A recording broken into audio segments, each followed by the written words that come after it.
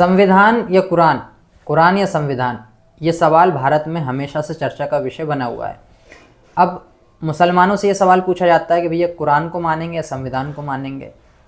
मुसलमानों से सवाल पूछा जाता है तो एक मुसलमान होने के नाते मेरी जिम्मेदारी है कि मैं इस सवाल का जवाब दूं।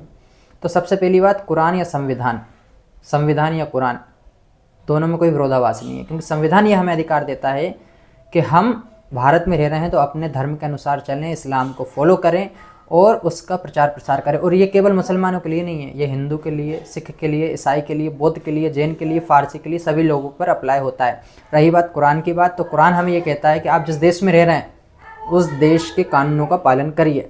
दोनों में तो कोई विरोधाभास है ही नहीं, तो फिर किस बात की डिबेट है।